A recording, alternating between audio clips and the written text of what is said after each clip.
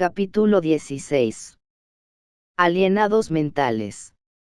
Antes de visitar las cavernas del sufrimiento, Calderaro me pidió acompañarle a una rápida visita al gran instituto dedicado al asilo de alienados mentales, en el plano físico. Podrás comprender con más precisión, explicó, dirigiéndose a mí con la delicadeza que le es peculiar, la tragedia de los hombres desencarnados, en pleno desequilibrio de las sensaciones. Exceptuados los casos puramente orgánicos, el loco es alguien que procuró forzar la liberación del aprendizaje terrestre, por indisciplina o ignorancia. Realmente es un género de suicidio hábilmente disimulado, la autoeliminación de la armonía mental, por la inconformidad del alma con la lucha que la existencia humana presenta. Ante el dolor, el obstáculo o la muerte, millares de personas capitulan, entregándose, sin resistencia, a la perturbación destructora, que les abre, por fin, las puertas del sepulcro. Al principio, son simples descontentos y desesperados, que pasan desapercibidos incluso de aquellos que les acompañan de más cerca. Pero, poco a poco, se transforman en enfermos mentales de diversos niveles, de cura casi imposible, portadores como son de problemas irresolubles e ingratos. Esos imperceptibles frutos de la desobediencia comienzan por arruinar el cuerpo que les fue confiado en la corteza de la tierra, y acaban empobrecidos e infortunados.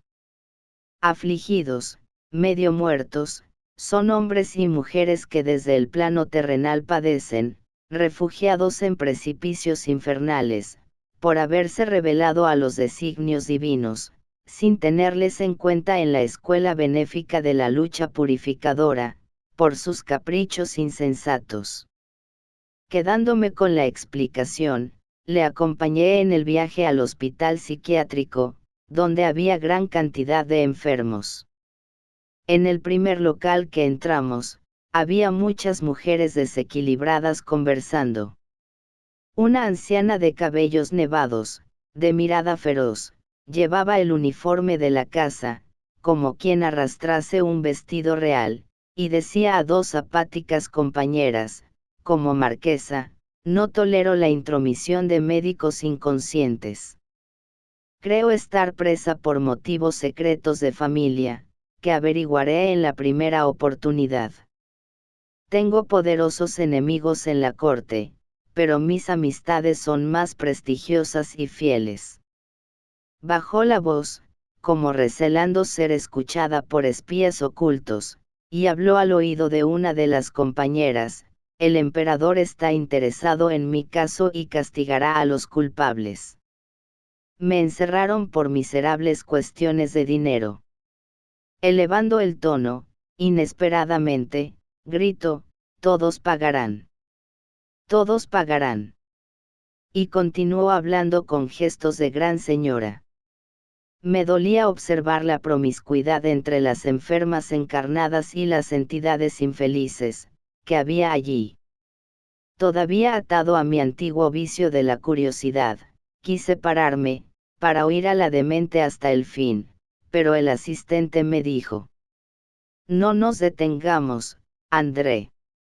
Desgraciadamente, atravesamos una gran galería de padecimientos expiatorios, donde nuestros recursos de ayuda no producirían ventajas inmediatas.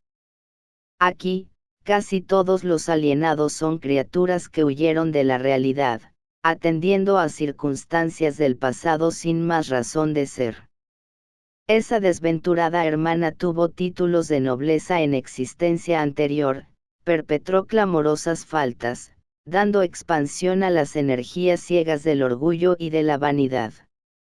Renaciendo en una cuna humilde para el imprescindible reajuste, se alarmó ante las primeras pruebas más duras que debía afrontar, reaccionó contra los resultados de su propia siembra, abandonó los cuidados del cuerpo físico, y, por fin, se situó mentalmente en las zonas más bajas de la personalidad, pasando a residir, en pensamiento, en el pasado de mentiras brillantes.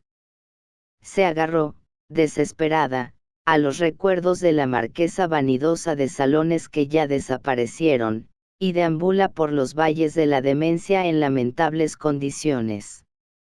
Recorridos pocos metros, encontramos un nuevo grupo, en la que sobresalía una curiosa dama, extremadamente nerviosa. Dios me libre de todos, Dios me libre de todos. Gritaba, inquieta. No volveré nunca, nunca. Se aproximó, prudente, una enfermera, y le dijo, señora, cálmese. Es su marido que viene de visita. Vamos. Y añadió sonriendo, no se siente feliz. Jamás. Gritaba la demente con un espantoso semblante de angustia, no quiero verle. Le odio, y a todo lo que le pertenece. Repitiendo expresiones de desprecio, se puso tensa cayendo en una lamentable crisis de ansiedad, por lo que la enfermera tuvo que pedir ayuda urgentemente. Deseé quedarme, para estudiar la situación, pero el asistente me lo impidió, diciendo, no pierdas tiempo. No remediarías el mal. Pasaremos rápidamente por aquí. Te recomiendo que solo te fijes en dónde se refugian todos los que se olvidan de los deberes presentes, pretendiendo escapar a la realidad educadora. Modificó la inflexión de su voz y prosiguió, no podemos decir que todos estos casos se relacionen exclusivamente con ese factor. Mucha gente atraviesa este pavoroso túnel, apremiada por exigencias de la prueba rectificadora, aunque debemos reconocer que la mayoría inició este drama en sí mismo. Son hermanos nuestros, rebeldes ante los designios superiores que les condujeron a recapitular enseñanzas difíciles, como la de aproximarse a antiguos enemigos a través de lazos familiares del presente, o la del enfrentamiento a obstáculos aparentemente insuperables. Para que se efectúe la jornada iluminativa del espíritu es indispensable transformar la mente, revolver las ideas, renovar los conceptos y cambiar el modo íntimo de ser hacia el bien, de la misma forma que lo hacemos con la tierra para que produzca una buena cosecha o con cualquier institución humana al reestructurarla para el progreso general. Si el alma se niega a recibir el auxilio divino a través de los procesos de transformación por las diferentes situaciones en el aprendizaje carnal, se aparta del camino, creando perturbaciones con deseos injustificables. Casi podemos afirmar que el 90% de los casos de locura, exceptuando aquellos que se originan por la incursión microbiana sobre la materia gris, es producto de las consecuencias de las faltas graves que practicamos, con la impaciencia o con la tristeza, es decir, mediante actitudes mentales que imprimen deplorables reflejos a los que las acogen y alimentan. Una vez instaladas esas fuerzas desequilibrantes en el interior, se inicia la desintegración de la armonía mental. Esta a veces perdura, no solo en una existencia, sino en varias, hasta que la persona se disponga, con fidelidad, a valerse de las bendiciones divinas que le adornan, para restablecer la tranquilidad y la capacidad de renovación que le son inherentes, en un bendito servicio evolutivo. Por la rebeldía, el alma responsable puede encaminarse a muchos crímenes, a cuyos resultados nefastos se encadena indefinidamente, y, por el desánimo, es propensa a caer en los despeñaderos de la inercia, con fatal atraso en su progreso. En ese momento, penetramos bajo un amplio porche al departamento masculino y enseguida nos encontramos con un hombre que con casi total seguridad se encuadraba entre los esquizofrénicos. Le rodeaban algunas entidades de sombrío aspecto. El enfermo parecía un perfecto autómata, bajo la dirección de los desencarnados. Exhibía gestos maquinales, y dijo muy serio al celador que se aproximaba, cauteloso: venga, señor Juan. No tenga miedo. Ayer yo era el león, pero hoy, ¿sabe usted lo que soy? Ante el enfermero vacilante, explicó: hoy soy una platanera. Tenía ante mí una excelente ocasión de recoger experiencias, y reconocí la perfecta sincronización entre la víctima y los obsesores invisibles. El desdichado era una marioneta en las manos de los perversos verdugos. Calderaro, sin embargo, no me permitió detenerme. El proceso de desequilibrio está consumado, dijo, y no tendrás posibilidad de recomponer rápidamente sus energías mentales centralizadas en la región inferior. El infeliz viene siendo objeto de prácticas hipnóticas por parte de perseguidores implacables, se halla expuesto a emisiones continuas de fuerzas que le deprimen y enloquecen. ¡Cielos!, exclamé, espantado. ¿Cómo ayudarle? Se trata de un hombre, agregó el instructor, que en encarnaciones anteriores abusó del magnetismo personal. No pude contener la objeción que surgió espontáneamente: ¿cómo? Las ciencias magnéticas son de hace poco. Calderaro estampó en su mirada la condescendencia que le es característica y respondió: ¿crees que se iniciaron con Mesmer? Y, sonriente, añadió: si consideráramos el sentido literal del texto, el abuso del magnetismo personal habría comenzado con Eva, en el paraíso. Señaló al enfermo y prosiguió: en un pasado no muy lejano, nuestro imprevisor amigo se excedió en su potencial de fascinación, desviándolo hacia aventuras poco dignas. Varias mujeres que sufrieron sus efectos negativos, emitieron contra él incesantes explosiones de odio enfermizo y corruptor, que el pobre hombre merecía como consecuencia de la actividad condenable a la que se dedicó por muchos años. Minado por la reacción persistente, su resistencia menguó y se convirtió en juguete de las fuerzas destructivas, a las que se había unido voluntariamente, al practicar el mal. No podemos prever hasta cuándo estará en esa actitud. Generalmente, cuando delinquimos, podemos precisar el instante exacto de nuestra entrada en la falta de armonía, pero, nunca sabemos, cuándo la abandonaremos. En el retorno a la senda recta, a través de los caminos en que nos perdemos, por indiferencia y mala fe, no podemos fijar previamente calendario para la vuelta, nos implicamos en situaciones, de las que solo saldremos después de un doloroso reajuste. Observando mi admiración, ante la experiencia hipnótica que los fríos verdugos llevaban a efecto, el asistente comentó: no te impresiones.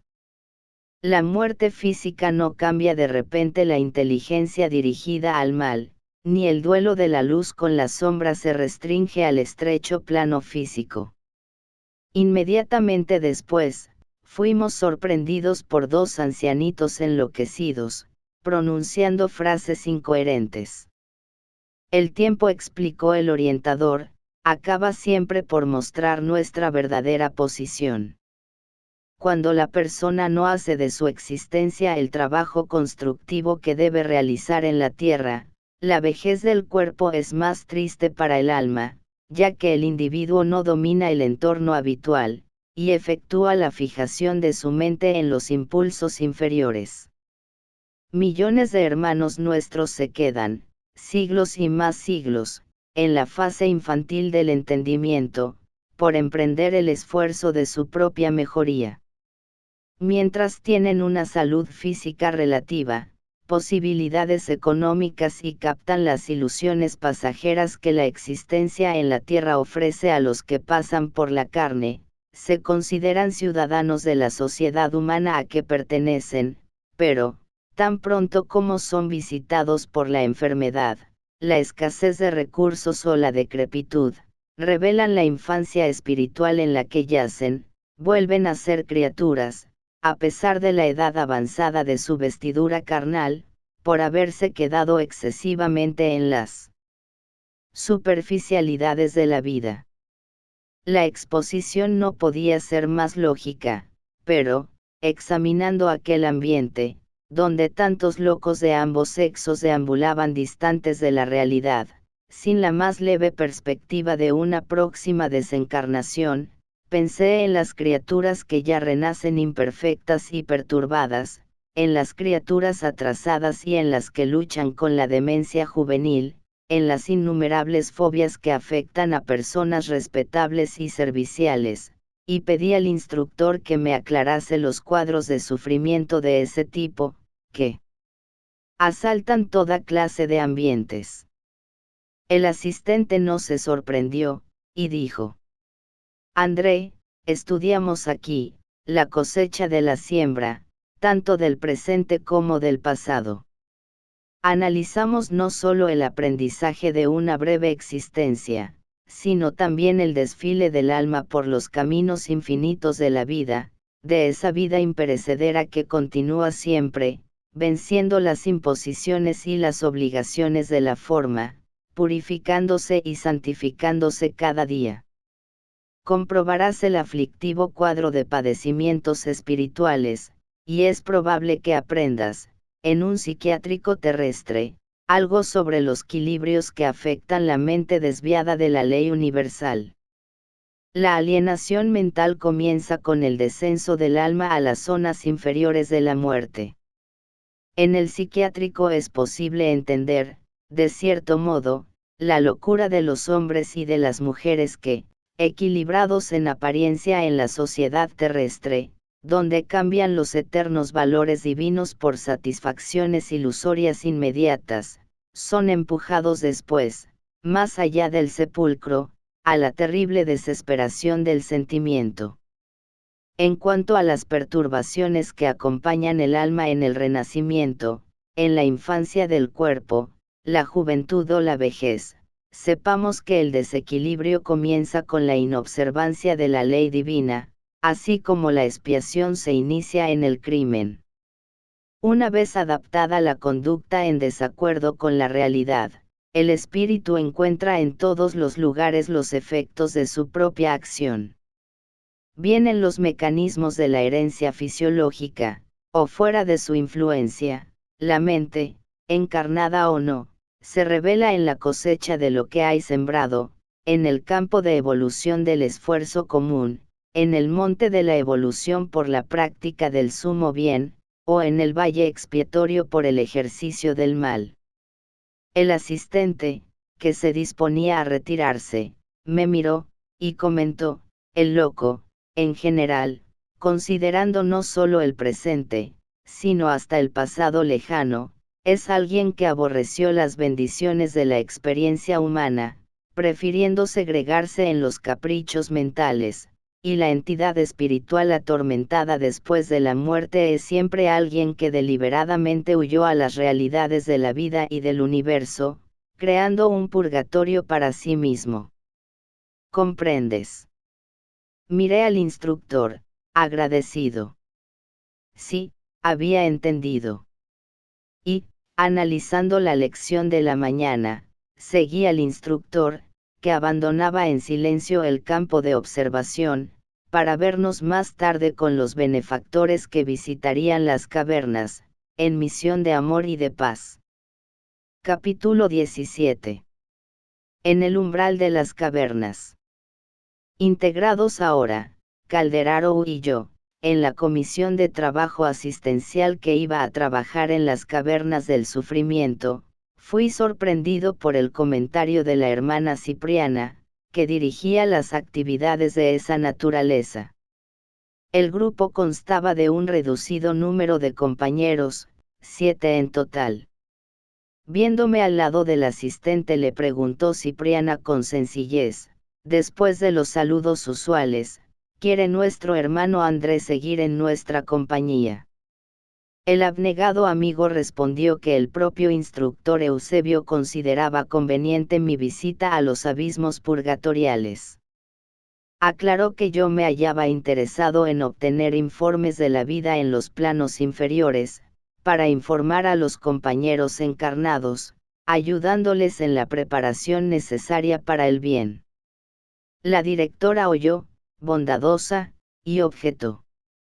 Sí, la sugerencia de Eusebio es valiosa, tratándose de observaciones preliminares en el bajo umbral.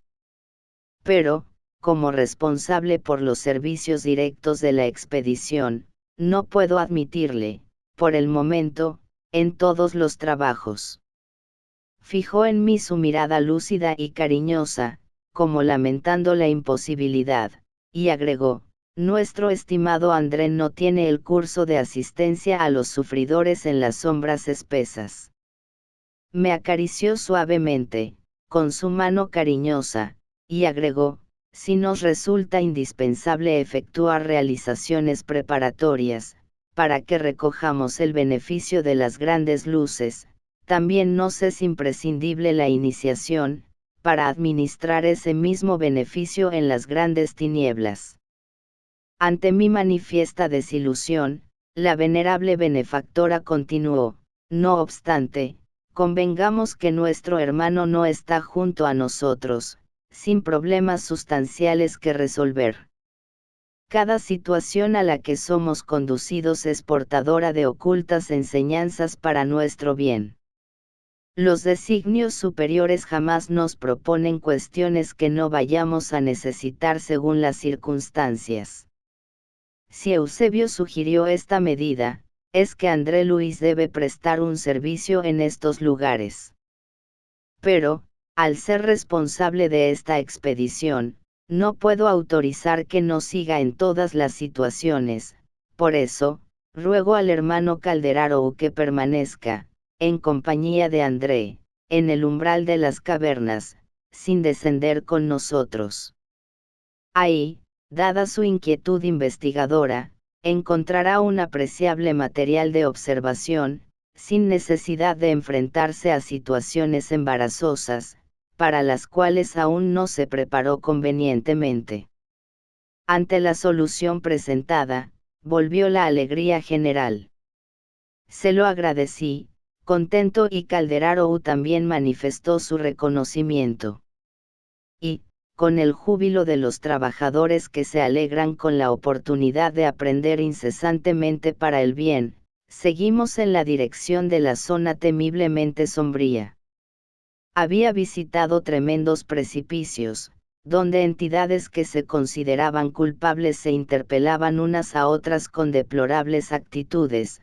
Ya había visto llover llamas del firmamento sobre los valles de la rebeldía y descubrir a innumerables entidades dominadas por extrañas alucinaciones en las cámaras rectificadoras, pero allí estaríamos quizás en la selva oscura, a la que se refirió Dante Alighieri, en su inmortal poema.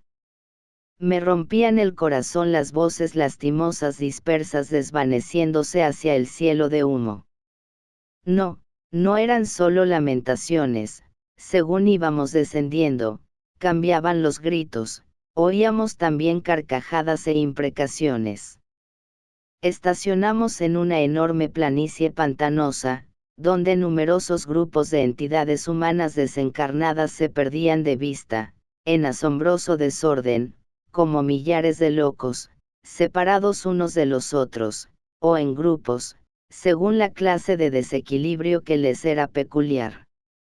No me fue posible calcular la extensión de esa llanura inmensa, y aunque hubiese marcas topográficas, para tal apreciación, la niebla era demasiado densa para que se pudiesen medir distancias.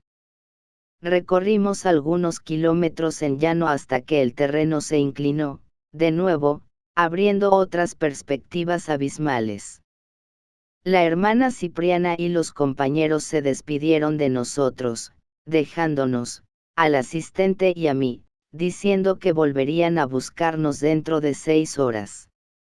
Abrazándome, la directora me dijo, gentilmente, amigo mío, te deseo un feliz éxito en los estudios. Al volver recibiremos tus impresiones.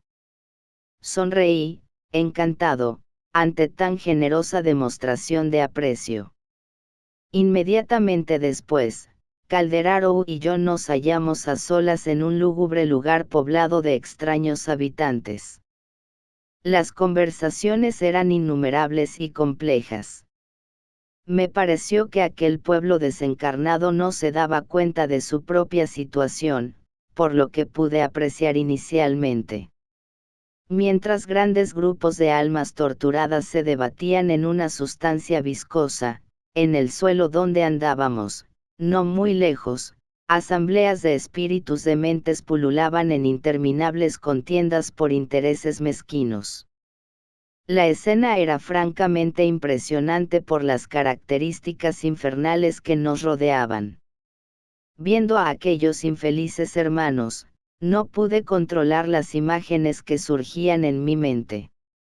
Esos grupos de infortunados actuaban, allí, desconociendo los padecimientos unos de los otros. Unos volaban a poca altura, como bandadas de cuervos, más oscuros que la propia sombra que nos envolvía, mientras que ingentes cantidades de desventurados yacían adheridos al suelo, como aves desdichadas, con las alas partidas. ¿Cómo explicar todo eso? Pregunté al instructor. Estos pobres seres nos pueden ver. Algunos sí, pero no nos dan mayor importancia, están muy preocupados consigo mismos, guardaron en el corazón sentimientos rastreros y tardarán en liberarse de ellos. Pero, toda esa gente permanece desamparada, entregada a sí misma. No respondió Calderaro, pacientemente, por aquí, ejercen su labor innumerables puestos de socorro y escuelas en los que mucha gente practica la abnegación. Los pacientes y las personas torturadas son atendidos, de acuerdo con las posibilidades de aprovechamiento que demuestren. Y comentó, con una complaciente expresión en el rostro, las regiones inferiores jamás están sin maestros y enfermeros, porque una de las mayores alegrías de los cielos es la de evacuar los infiernos. Viendo bandadas de seres volando, casi a ras de nosotros, recordé que en nuestra colonia las facultades del vuelo normalmente no eran ejercidas para no herir susceptibilidades en aquellos que no las habían desarrollado, pero... ¿Y allí? Criaturas de bajo nivel se movían por el aire, aunque a pocos metros del suelo. Calderaro, sin embargo, explicó, no te sorprendas. La facultad de volar depende, fundamentalmente, de la fuerza mental almacenada por la inteligencia. Hay que saber que los vuelos altísimos del alma solo se hacen posibles cuando corren parejos la intelectualidad elevada y el amor sublime. Hay espíritus perversos con una gran capacidad de vuelo, pero limitado a bajas incursiones. Son dueños de un inmenso poder de raciocinio y manejan ciertas fuerzas de la naturaleza, pero sin características de sublimación en el sentimiento, lo que les impide grandes ascensions. En cuanto a las entidades albergadas en nuestra colonia espiritual, aunque haya un gran número de ellas incapacitadas de usar tal ventaja, el fenómeno es natural. Es más fácil recoger criaturas con amor e inteligencia reducida, y convivir con ellas, en el proceso evolutivo común, que acoger personas sumamente intelectuales sin amor a los semejantes. Con estas últimas, la vida en común, en el sentido constructivo, es casi impracticable. En lo que se refiere al vuelo, por tanto, hay que tener en cuenta los ascendentes naturales. En la propia naturaleza, los cuervos vuelan bajo procurando carroña, mientras las golondrinas van hacia lo alto, buscando la primavera. Pregunté, acordándome de las necesidades terrestres, pero, ¿y las necesidades de subsistencia? El instructor no se hizo rogar e informó. Nada les falta en cuanto a los mínimos esenciales de socorro y de manutención, como ocurre en un psiquiátrico en el plano físico. El asistente hizo breve pausa y prosiguió, hablando del psiquiátrico, te comento que mi intención, al visitar contigo un hospital de este tipo en la Tierra, fue justamente la de prepararte para el viaje que ahora estamos realizando. Tenemos aquí, en estos conjuntos de incomprensión y dolor, interminables filas de locos que voluntariamente se desviaron de las realidades de la vida. Fijaron la mente en las zonas más bajas del ser, y, olvidando el sagrado patrimonio de la razón, cometieron faltas graves, contrayendo pesadas deudas. Ya has visto, en nuestra colonia, a hermanos sufridores convenientemente amparados, algunos todavía sufren extrañas perturbaciones alucinatorias, otros son mantenidos como si fuesen momias periespirituales en profundo letargo, aguardando su despertar, otros pueblan grandes enfermerías para levantarse espiritualmente poco a poco. Aquí, no obstante, se congregan verdaderas tribus de criminales y delincuentes, atraídos los unos a los otros, en consonancia con la naturaleza de las faltas que les identifican. Muchos son inteligentes intelectualmente hablando, esclarecidos, pero, sin una pizca de amor en su corazón, van de pesadilla en pesadilla.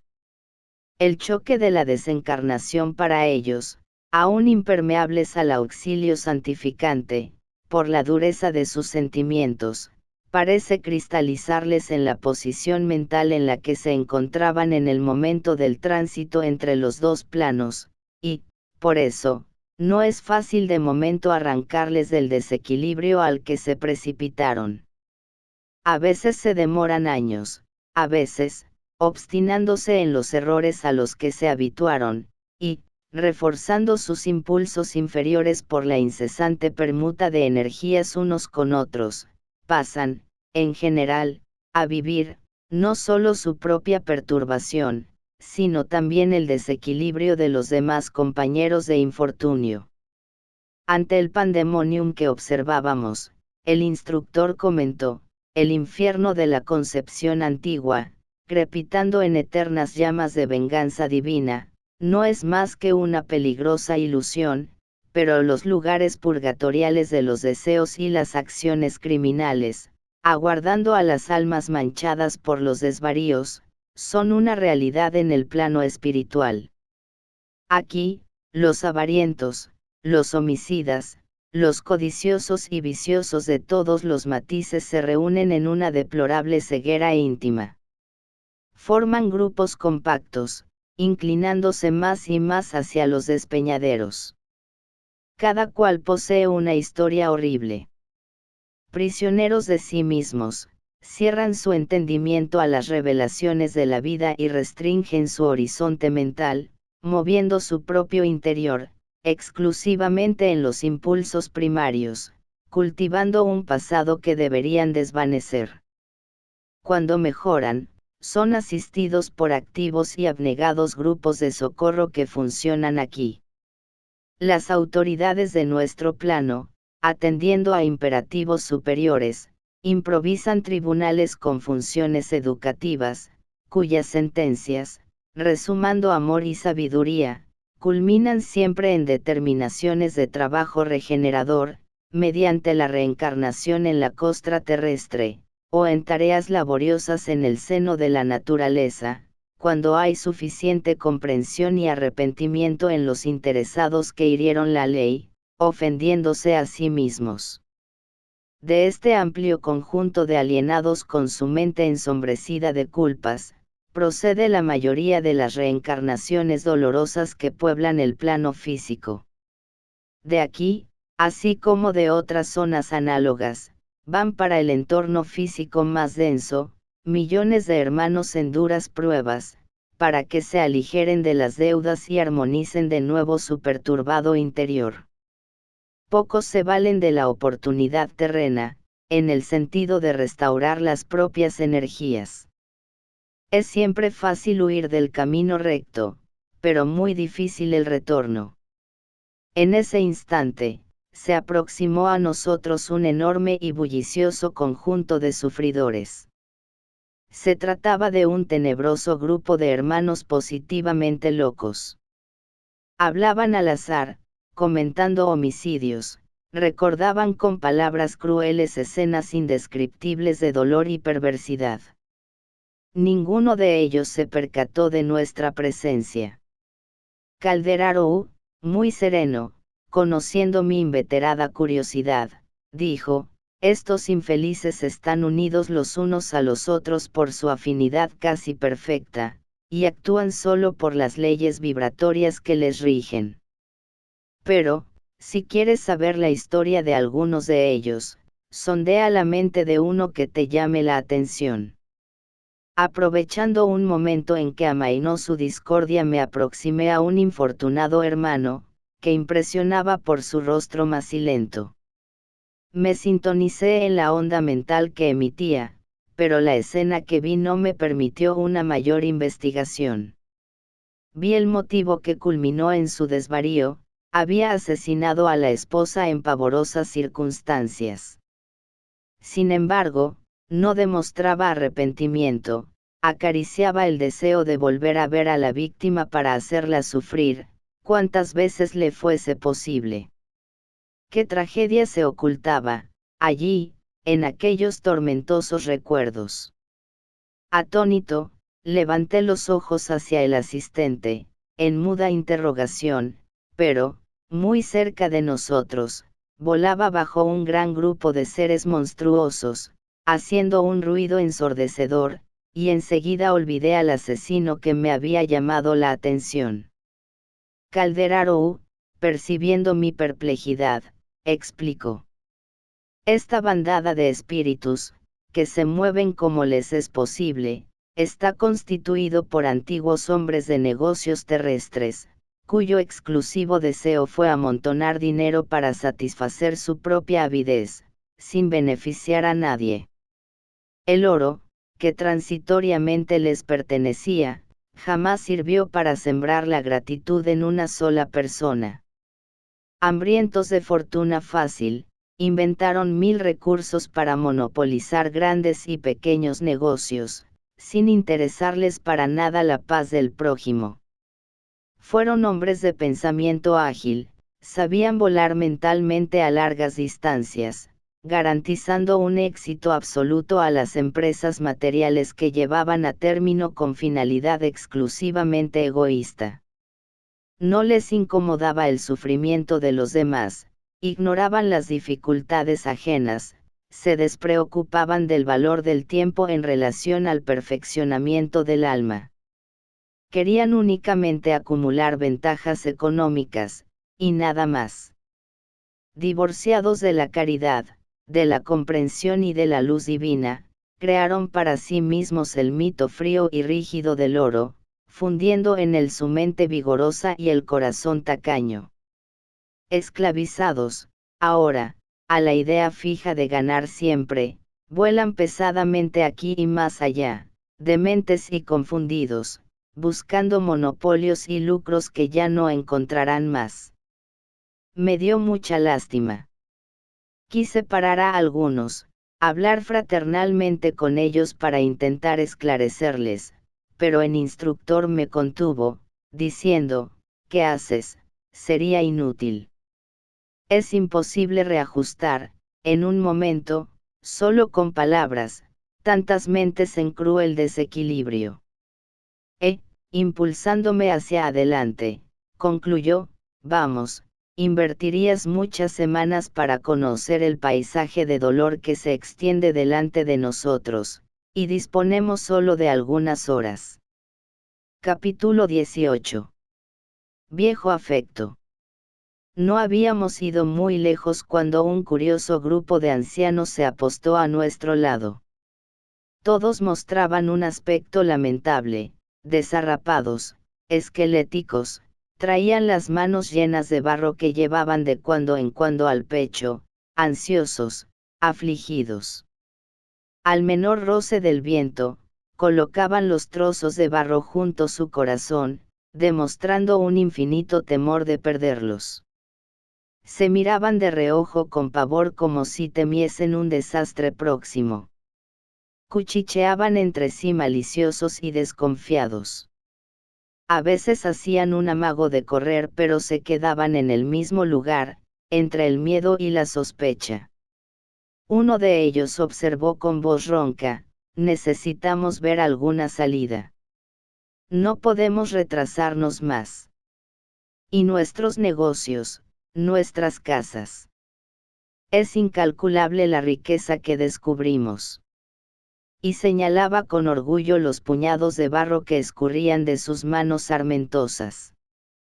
Pero, proseguía, pensativo, todo este oro, que tenemos, está a merced de los ladrones, en este campo miserable.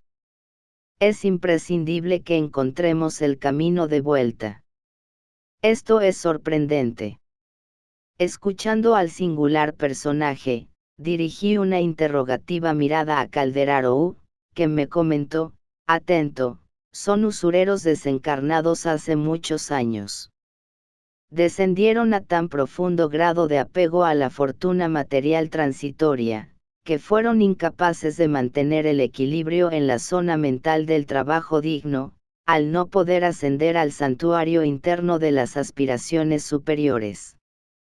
En la corteza de la tierra, no veían forma de actuar con una ambición moderada y noble, ni reparaban en los métodos que usaron para alcanzar los fines egoístas. Menospreciaban los derechos ajenos y escarnecían los sufrimientos de los demás.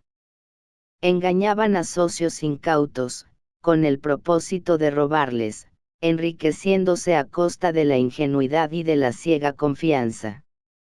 Tantos sufrimientos causaron con sus acciones irreflexivas, que la materia mental de sus víctimas, en maléficas emisiones de venganza, de maldición, les impuso una coraza etérea en el campo de las ideas, que están fijas en los delitos del pasado, transformándoles en auténticos fantasmas de la avaricia, atormentados por la alucinación de oro en este desierto de padecimientos.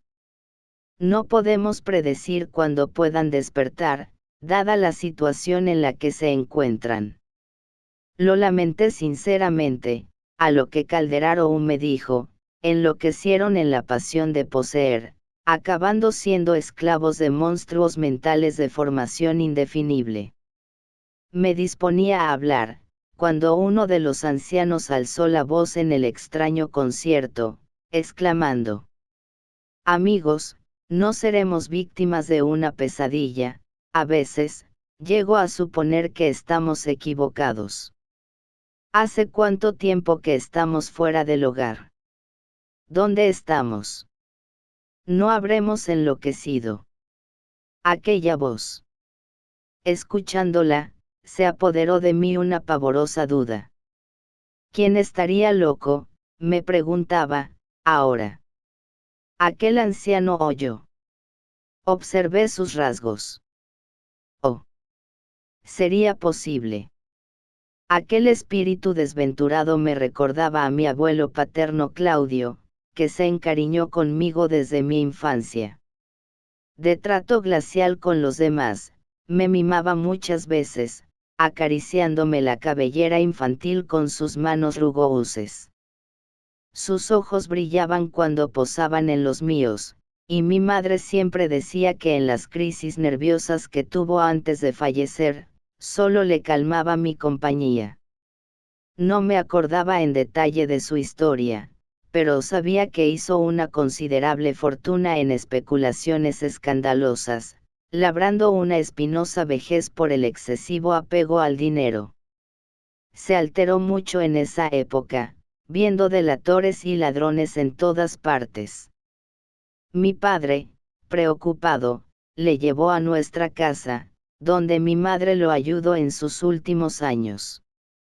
Repentinamente, me vino a la memoria su deceso. Me trajeron del colegio, donde hacía el curso secundario, para besar sus manos frías por última vez.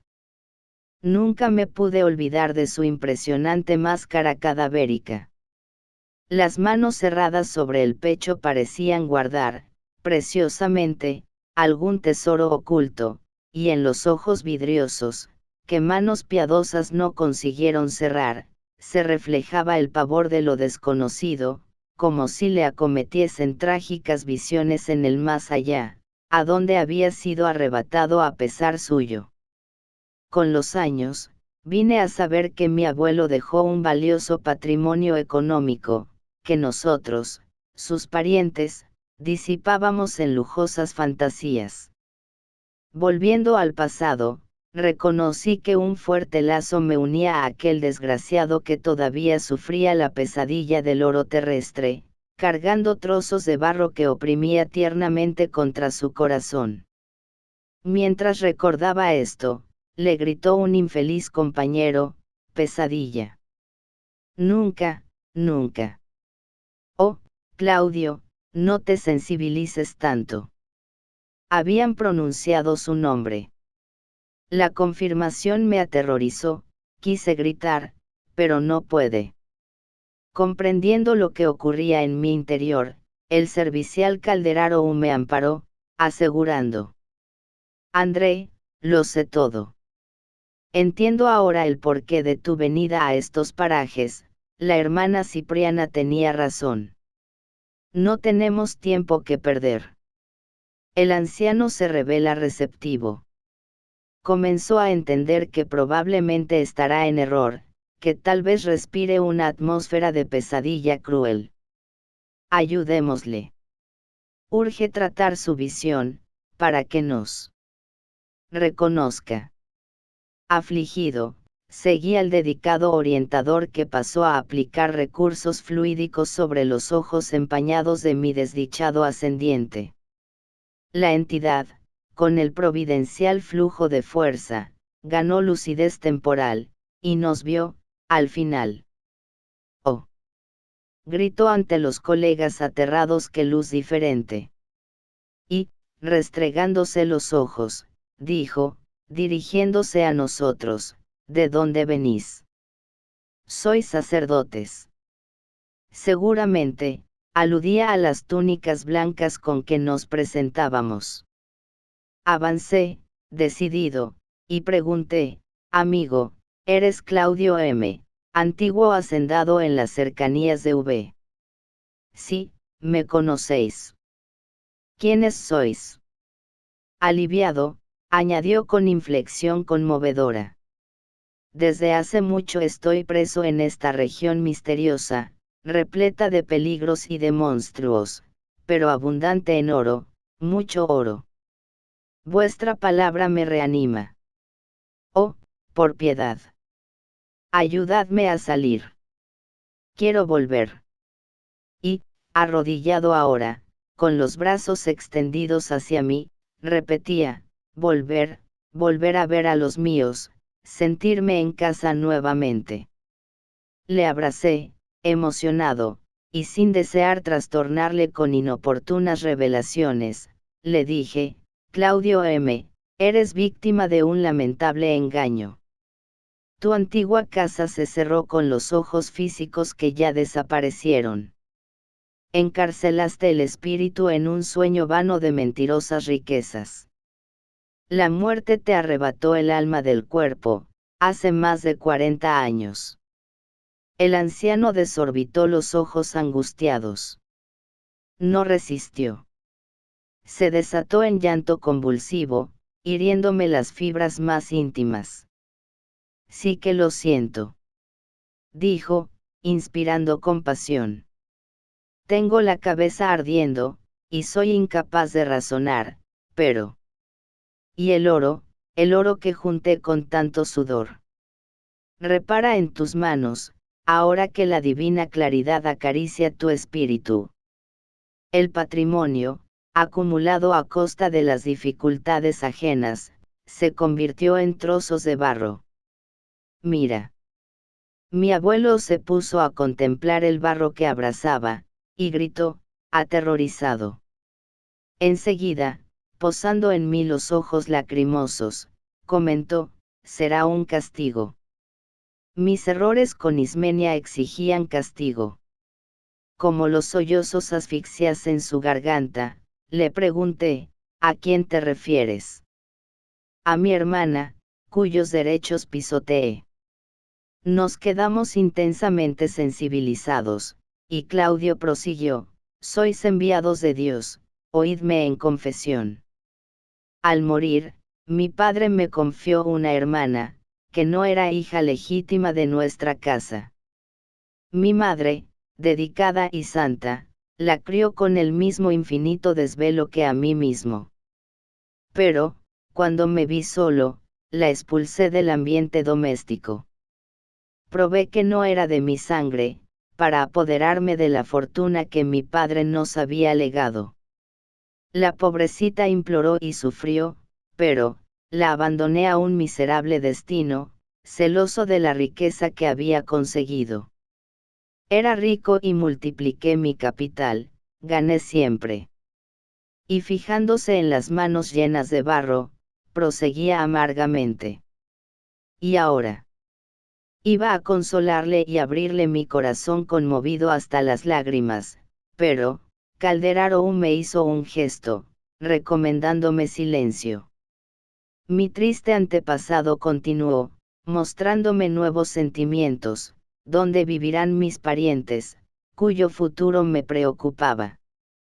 ¿Dónde estará el dinero que amontoné penosamente, olvidando mi propia alma? ¿Dónde respirará mi hermana, a quien despojé de todos los recursos? ¿Por qué no me enseñaron, en la tierra, que la vida prosigue más allá del sepulcro? ¿Estaré realmente muerto para el mundo, o loco y ciego? ¡Ah! ¡Qué mísero que soy! ¿Quién me socorrerá? Alargando los brazos resecos, suplicaba, tened piedad de mí. Mis padres murieron hace muchos años, y mis hijos, con seguridad, me olvidaron. Estoy solo y despreciado, sin nadie. Ayudadme, emisarios de lo eterno. No abandonéis a un anciano traicionado en sus ambiciones y propósitos, ahora que me veo a mí mismo, tengo miedo, mucho miedo.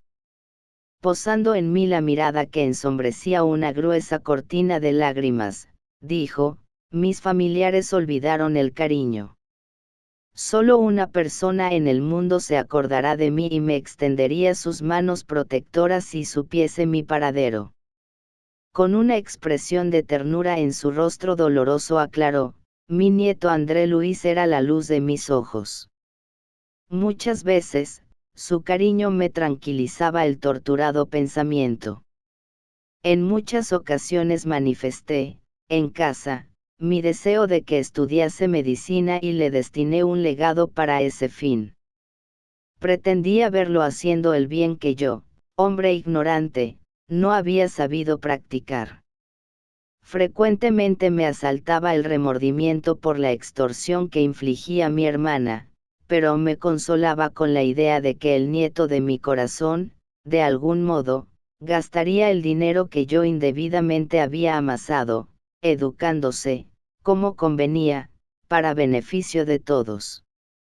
Sería el benefactor de los pobres y de los enfermos, distribuiría simientes generosas donde mi existencia inútil había esparcido piedras y espinos de insensatez. Mi nieto sería bello, querido y respetado.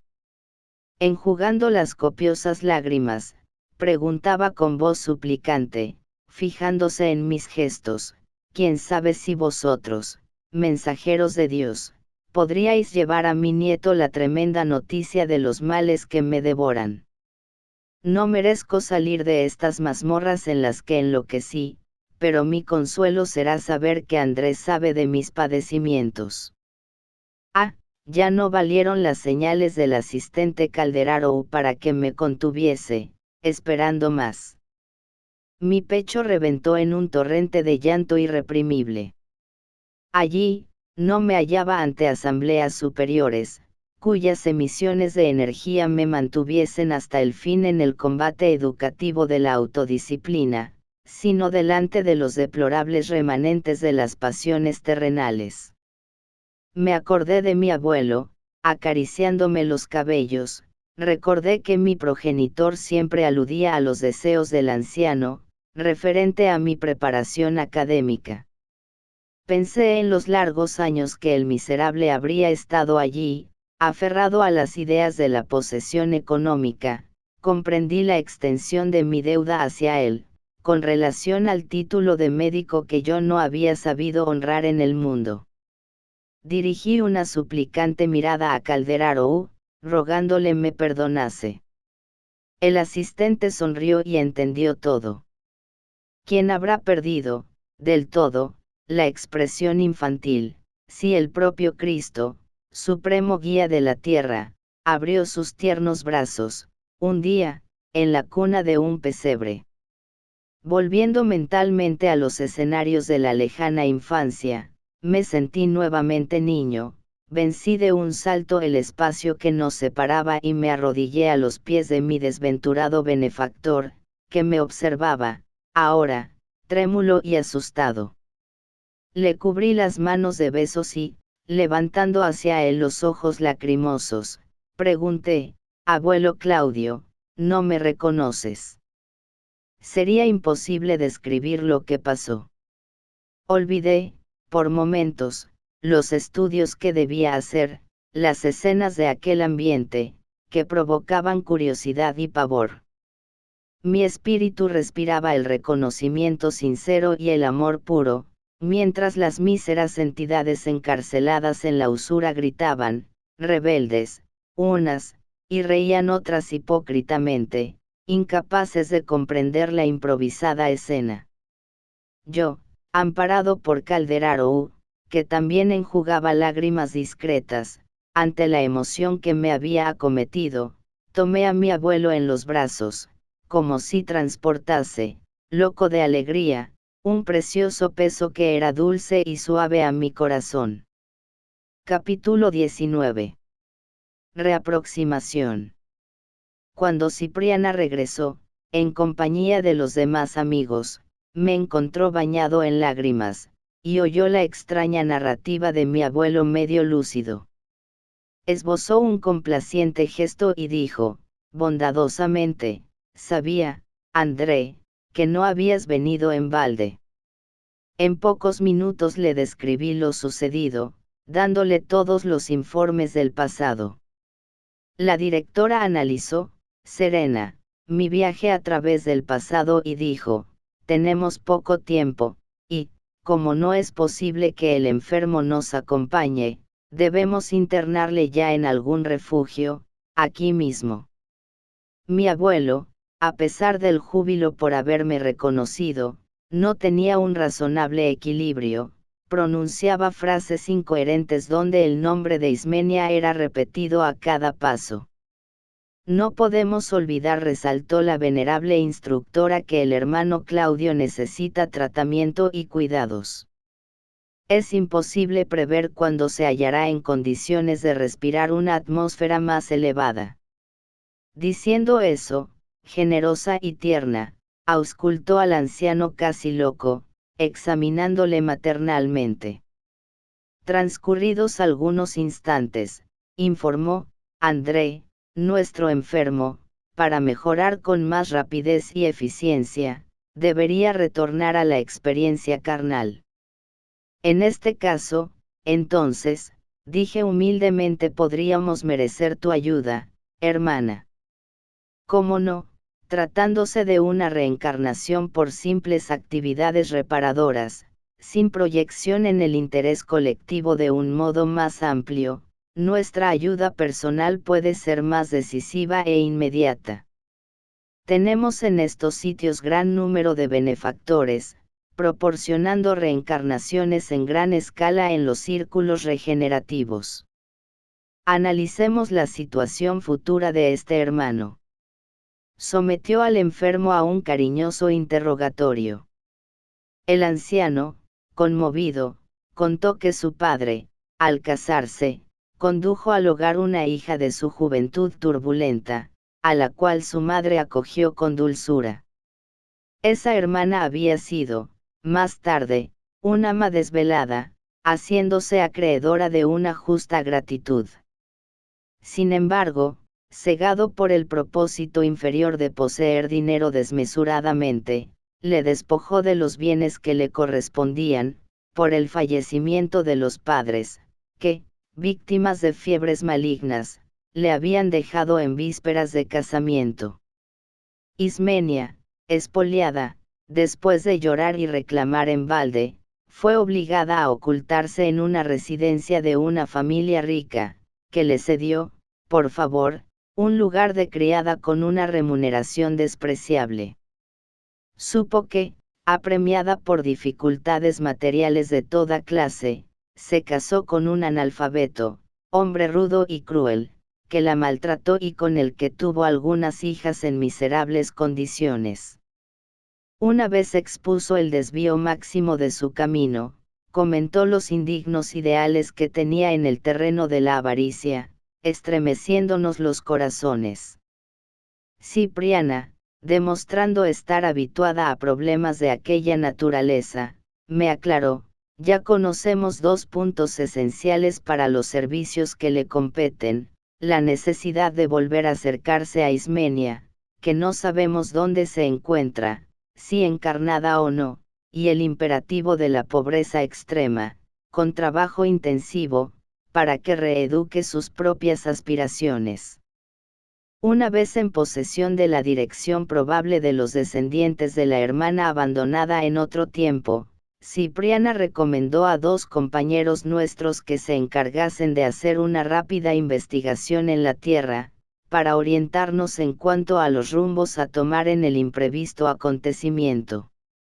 Los emisarios no tardaron más de 90 minutos. Traían buenas nuevas, que me reconfortaron. Localizaron la familia a la que el desdichado anciano se refirió en sus amargos recuerdos, y traían una sensacional información. Los amigos de nuestro plano nos informaron que Ismenia había reencarnado y era una joven en la misma familia donde había servido en la época en que mi abuelo la expulsó de su lado. Cipriana lo oyó todo, sensibilizada, interesándose por nosotros, sugirió que organizásemos las bases de la futura experiencia, conquistando, sin demora, las simpatías de la joven. Ya en ese momento, estábamos en una organización de socorro, que recibió la solicitud de nuestra directora en favor del enfermo, con excelente disposición de servirnos. Rodeando de todas las atenciones a mi antiguo abuelo, la estimada benefactora dijo, dirigiéndose a mí: nuestro amigo, durante 2 años aproximadamente, no podrá ausentarse de esta casa de asistencia fraternal. Permanece aún profundamente identificado con la atmósfera de estos sitios. Le visitaremos continuamente, amparándole con nuestros recursos, hasta que pueda respirar de nuevo los aires de la corteza. Sepamos que su mente no se liberará de la idea de la incomprensión con facilidad, y, en este estado no volvería con éxito a la escuela de la carne. Acaté el análisis, siguiendo el proceso para el caso. Cipriana contempló, enternecida, a la entidad de mente y prosiguió, bondadosa: ahora, André, finalizando nuestros servicios de la semana, intentemos traer a Ismenia hasta aquí, para los trabajos preparatorios de reaproximación. Hallándose en el presente en la juventud terrestre, probablemente nos ayudará en el momento preciso, recibiendo al hermano perturbado en su propia casa. Pero, antes de nada, necesitamos su consentimiento, en vista de nuestro programa de elevación. Si Ismenia aceptase, si consintiera. Añadí, vacilante. Nos encargaremos del resto, prometió la interlocutora, decidida. El retorno de Claudio al plano físico tendrá características muy personales, sin reflejos de mayor importancia en el espíritu colectivo, por lo que nosotros mismos podremos realizar casi todo. Confiando el enfermo a los beneméritos compañeros que velaban en la casa de amor cristiano en la que estábamos, nos dirigimos hacia Río, ¿dónde encontraríamos a Ismenia en un modesto hogar del barrio de Bangu? En plena madrugada, entramos respetuosos, en la humilde residencia. La hermana de mi abuelo era ahora la sexta hija de aquella señora que, en la existencia física, era conocida como nieta de la vieja Ismenia, cuya identidad, para la familia terrestre, se había perdido en el tiempo, y que no era otra sino la joven, bajo nuestros ojos, de vuelta a las tareas perfeccionadoras de la lucha carnal.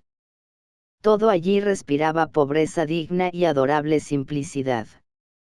Adelantándose, Cipriana colocó la diestra sobre la frente de la joven adormecida, llamándola hacia nosotros.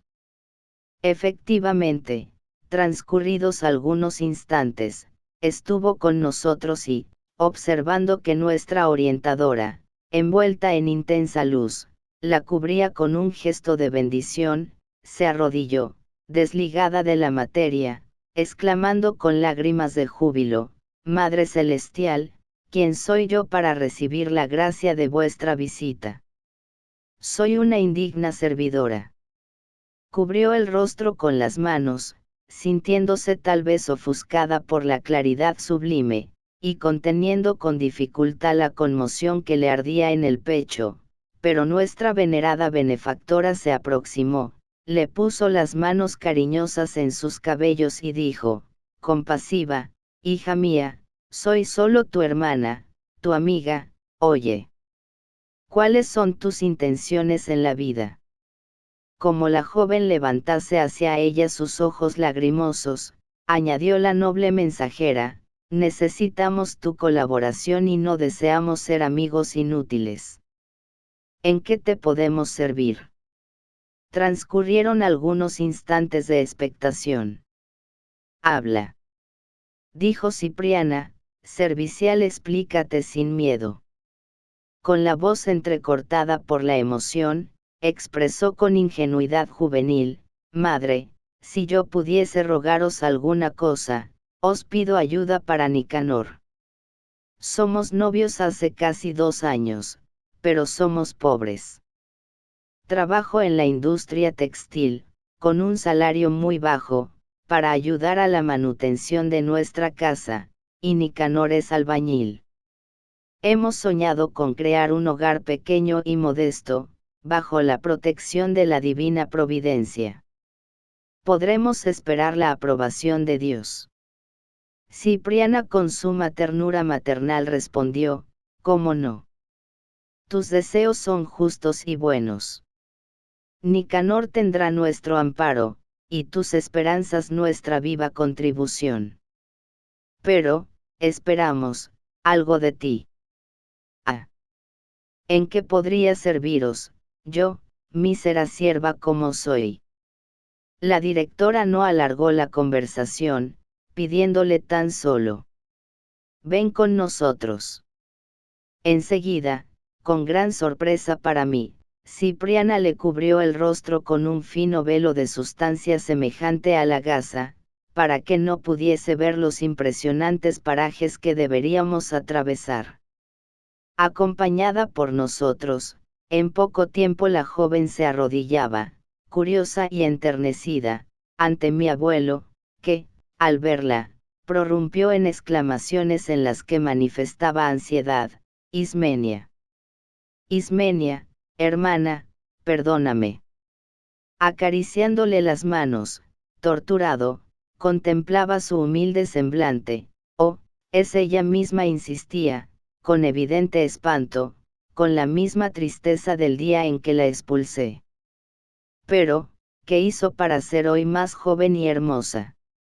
Como la visitante guardase silencio, confundida, dijo, afligido: di que me perdonas, que olvidarás el mal que te hice. A esa altura de la inopinada entrevista, Cipriana intervino, dirigiéndose a ella, preguntando: ¿nunca te dijeron en la familia, que tu bisabuela tuvo un hermano? La joven no le dejó concluir, preguntando a su vez: ¿que la expulsó de la casa? Sí. Mi madre ya habló de ese pasado distante, añadió, melancólica. No lo reconoces, dijo, afable, la benefactora. En ese instante, el anciano intervino, apelando a su memoria. Ismenia, Ismenia, yo soy Claudio, tu desventurado hermano. La joven no sabía cómo interpretar aquellas evocaciones, pero nuestra directora, poniendo sus manos sobre los lóbulos frontales, mientras la envolvía en abundantes irradiaciones magnéticas, insistía, cariñosamente, provocando la inmersión de la memoria en sus más importantes centros periespirituales, vuelve a ver el pasado, amiga mía, para que sirvamos bien a la obra divina. Noté, asombrado, que algo anormal pasaba en la mente de la joven, porque sus ojos, antes dulces y tranquilos, se volvieron dilatados e inquietos. Intentó retroceder ante la suplicante expresión de mi abuelo, pero la energía de Cipriana la contuvo, evitando la expansión de los impulsos iniciales de miedo y de revuelta. Ahora, sí. Me acuerdo. Gimió, aterrada. Nuestra instructora, entonces, le liberó la frente y señalando al enfermo, exclamó en tono conmovedor, y, ¿no tienes piedad? Algunos segundos de expectativa transcurrieron, pero el amor, siempre divino en la mujer de aspiraciones elevadas, triunfó en la mirada enternecida de Ismenia, que, totalmente transformada, se abrazó al enfermo, exclamando: «¿Eres tú, Claudio? ¿Qué te pasó?». Esbozó el anciano un largo comentario de sus penas, le refirió las faltas pasadas, y le habló, más lúcido y contento, del consuelo que la reaproximación suponía.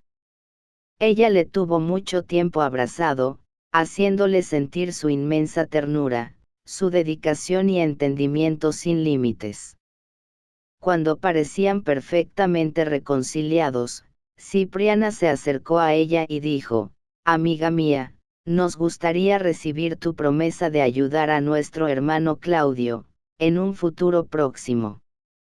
Colaborarás con nosotros en su favor, recibiéndole en tus brazos abnegados de madre, si la ley divina autoriza tu matrimonio». Reverente y dándome a conocer los tesoros de una existencia sencilla y humilde en la tierra, la visitante exclamó: «Si el cielo me concede la felicidad de contribuir con algo en beneficio de Claudio, ese beneficio me lo haré a mí misma, y, si un día yo me caso, será nuestro primer y bien amado hijito. Sé de antemano que Nicanor se alegrará con mi compromiso». Contemplando, extasiada, al desdichado prisionero de las sombras, prometía: «Compartirás nuestra vida pobre y honrada, conocerás las alegrías del pan, hijo del sudor, con la protección divina, y olvidarás, en nuestra compañía, las ilusiones que por tanto tiempo nos separaron». Evidenciando una deliciosa sencillez de corazón, proyectaba en éxtasis: «Será un albañil feliz, como Nicanor. Bendecirá la lucha digna a la que nos dedicamos actualmente». Como llorase de emoción, Cipriana la abrazó, también tocada en el corazón y con los ojos húmedos, asegurando: «Bienaventurada seas tú, querida hija, que comprendes con nosotros el ministerio celestial de la mujer noble, siempre dispuesta a la maternidad sublime». Transcurrieron algunos minutos más en saludable charla y, cuando el sol adornaba el horizonte de tonalidades diamantinas, estábamos de nuevo en el modesto aposento de Ismenia, ayudándole a regresar al cuerpo físico y a olvidar lo que había vivido, junto a nosotros, en el plano espiritual. Despertó en el cuerpo, experimentando una alegría desconocida. Tenía la mente refrescada con ideas felices. Tuvo la nítida impresión que volvía de una maravillosa romería, cuyos detalles no conseguía precisar. sin saber cómo, guardaba, en aquel instante, absoluta certeza que se casaría y que Dios le reservaba un dichoso porvenir. ¿Cómo podríamos expresar el reconocimiento y la admiración de aquella hora? Mis compañeros la bendijeron, yo, por mi parte, despidiéndome de ella conmovedoramente, le besé su pequeña mano, con un beso silencioso de profunda amistad y de indecible gratitud. Capítulo 20. En el hogar de Cipriana. Finalizada la semana de estudios que me propusiera y guardando valores nuevos en el espíritu, acompañé a Calderaro, en pleno crepúsculo, a la benemérita fundación en las zonas inferiores, que el asistente había llamado Hogar de Cipriana. Extremadamente perplejo, ante el problema que reclamaba mi atención, como el del reencuentro inesperado con mi abuelo, no me sobraban, ahora, motivos para largas investigaciones de orden filosófico-científico junto a la privilegiada cultura del instructor, dispuesto a despedirse. La investigación dio lugar a la meditación, el raciocinio al sentimiento. Había recogido un extenso material referente a las manifestaciones de la mente, obteniendo valiosas conclusiones para definir los desequilibrios del alma. Había examinado a diversos enfermos, con los que había trabado relaciones, identifiqué trastornos cuyas causas se unían a las más profundas y poco conocidas raíces del espíritu, pero, entre las novedades, encontré a un enfermo que me hizo transferir la ardiente curiosidad intelectual a las cuidadosas reflexiones en lo relativo al destino y al ser. Reconocía, ahora, que, para conseguir la sabiduría con provecho, era indispensable adquirir amor. En aquellos instantes, bullían en mí las preguntas inquietas, contenidas por el corazón dolorido. Podría, es cierto, haber avanzado mucho en el dominio de los conocimientos nuevos, conquistado simpatías prestigiosas, renovado los conceptos de la vida y del universo, mejorándoles, pero, ¿de qué me valdrían semejantes trofeos, si no era posible ayudar a un benefactor en dificultad? Con el pensamiento fijo en la sorprendente cuestión del momento, llegué, en compañía de Calderaro, a la enorme institución en la que Cipriana administraba el constante beneficio de su devoción fraternal. Se trataba, en mi opinión, de una casa de socorro diferente a cuantas conocía, parecía un gran centro de trabajo propiamente terrestre. La mayoría de los compañeros que allí trabajaban no eran portadores de una luminosa expresión, sino las típicas entidades en proceso regenerador. Con excepción de Cipriana y de los asesores que componían su séquito, la comunidad, de tamaño medio, estaba formada por criaturas evidentemente inferiores, hombres y mujeres análogos, en el aspecto, a los que pueblan los círculos carnales. Como sucedía habitualmente, Calderaro vino en mi auxilio, aclarando, la hermana Cipriana ideó este admirable reducto de restauración espiritual, y lo concretó, usando a los propios hermanos sufridores y perturbados que vagan en las regiones vecinas. Está claro que no reside sistemáticamente aquí, sin embargo, en este lugar regenerador pasa gran parte del tiempo, que consagra a su ministerio santificante en los planos de bajo nivel de evolución. En el fondo, la organización funciona bajo la vigilancia de los propios compañeros que van mejorando. Se trata, pues, de una importante escuela de reajuste anímico, de autorreconocimiento y preparación para individuos de buena voluntad. Nuestra benemérita amiga inició la obra y es su fiel cuidadora. Este lugar es de la región inferior para criaturas que deseen mejorar sus condiciones de existencia. Escuela de tránsito, bajo la acción directa de los que de él recogen provecho, pasó, de esta manera, a ser un valioso núcleo de instrucción y amparo. Las entidades liberadas de la carne, en penosas condiciones íntimas en los sectores del conocimiento, reciben aquí una preciosa ayuda, para readaptarse convenientemente a la vida. Grupos diversos de mediana condición se dirigían hacia un edificio al centro de la amplia organización, en la que adiviné el templo consagrado a la oración. Muchos compañeros caminaban rápidamente, conversando, a nuestro lado. Había allí tanta gente alegre y preocupada, como en cualquier vía pública de una gran ciudad en el plano físico.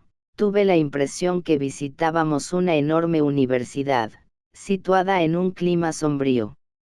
Aunque, en cuanto al aspecto, fuesen distintos entre sí, los pequeños o grandes grupos de hermanos, que se movían allí, eran idénticos unos a los otros por la nota viva de esperanza que todos lucían en la mirada penetrante. Cuantos nos encontrábamos, exhibían una actitud ineludible de trabajo y renovación, incluso los inválidos y enfermos que allí se estacionaban, en gran número, mostraban disposiciones de optimismo transformador. La venerable instructora prosiguió, benévolo, el asistente montó aquí un verdadero taller de restauración del espíritu. Antiguos exponentes del orgullo que entre los hombres se movían soberbios en la vanidad y en el crimen, después de muchos años de purgación, y al demostrar propósitos reedificantes, son recogidos en esta casa, donde reorganizan sus sentimientos y valores, camino del porvenir.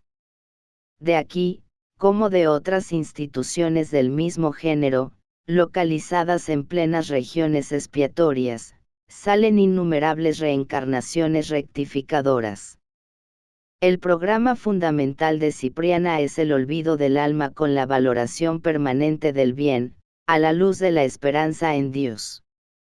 Al principio, la organización le costó muchos sacrificios, en cuestión de tiempo y del nivel que le pertenecía por sus méritos personales, pero, en el transcurso de los años, entidades formadas por ella misma pasaron a administrar la obra y a conservarla. Meditaba yo sobre la bondad y sabiduría de aquella extrema misionera, dispuesta a todo servicio de colaboración superior, recordando mi propio caso ante mi demente abuelo envuelto en las sombras, cuando penetramos al santuario, donde su voz se haría oír en la oración. Le rodeaban algunas entidades que le eran conocidas. Un caballero, visiblemente reconfortado, le decía, reverente, siguiendo sus consejos, hermana, no sentí más pesadillas. Renové mi actitud hacia los familiares, pasé a cooperar, en vez de combatir. Ahora, sí. Exclamó Cipriana, satisfecha, el bien duradero es hijo de la colaboración fraternal. Usted comprobará la diferencia en su felicidad por haber dado este paso. Hermana, le dijo una señora, mi situación es otra. Ahora, veo que el mundo no fue construido para mí, y que tengo la obligación de trabajar en beneficio del mundo. La respetable interlocutora comentó amablemente. Su progreso es visible. El olvido de nuestros caprichos personales amplía la comprensión. Un anciano temblando, con todas las características de estar recién desencarnado, se dirigió a ella, con los ojos llenos de lágrimas. Hermana, balbuceó, triste, aún sufro los antiguos achaques. Hay instantes en que me siento caer, perdiendo la noción de mí mismo, para despertar enseguida, afligido. La orientadora le acarició, discreta, dándole valor, es natural. Pero, esté seguro que la situación mejorará. Estamos, a veces años, almacenando impresiones que naturalmente no se desvanecen en algunos días.